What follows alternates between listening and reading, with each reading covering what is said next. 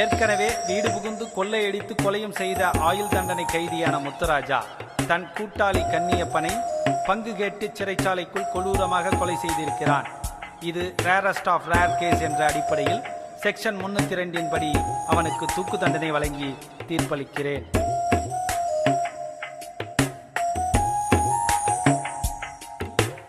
ஒளி வரும் வரையில் இரு சூழ்ந்தே இருக்கும். சிறு கதிரங்கு நுழைந்தால் நிறம் மாறி போகும். மனம் இருளில் மூழ்கி கிடக்கிறதே. என் வெளிச்சத்தை யார் இங்கு பிடுங்கிக் கொண்டார்? என் எண்ணங்கள் உரைப்பேன். மனக்கதவை திறந்திடு. ஒளி பிறக்கும் திசையை ஓயாமல் நாடு.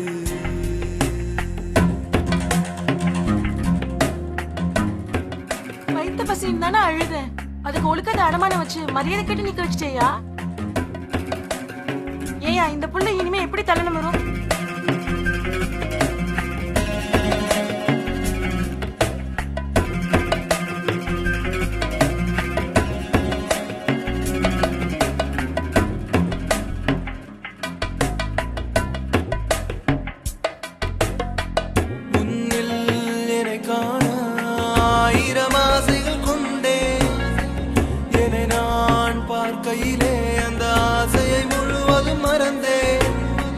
தவறுகளை செய்யும் வரை உன் முகம் ஞாபகம் வரவில்லை.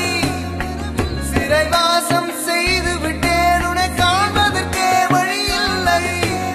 இறைவன் எழுதிய விதியை மாற்ற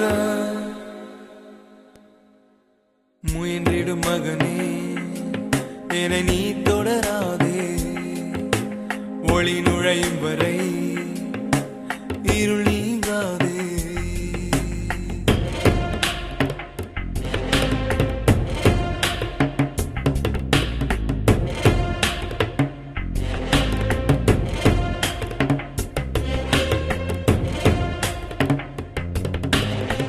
போட்டு கொடுத்துட்டல, உன்னால படிக்க முடியுதா?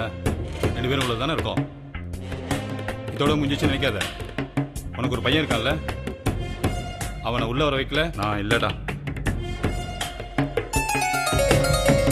உன் தாயின் கண்களிலே கண்ணீர் வராளானே. அதை துடைப்பதும் கடமையடா. என்றும் அதை நீ மறக்காதே. அவள் கண்ணீர் பார்க்கையிலே தூக்கே சுகமென தோன்றிடுதே. உனையவளிடம் விடுகையிலே கண்கள் அமைதியில் மூடிடுமே. நான் செய்த செயல் யாவும் உனக்கொரு வாழ்க்கை பாடமடா. மகனே, ஒரு முறை நீ அப்பா என்பாயா? உன் குரல் கேட்கையிலே சுருக்கும் சுகம் தாண்டா.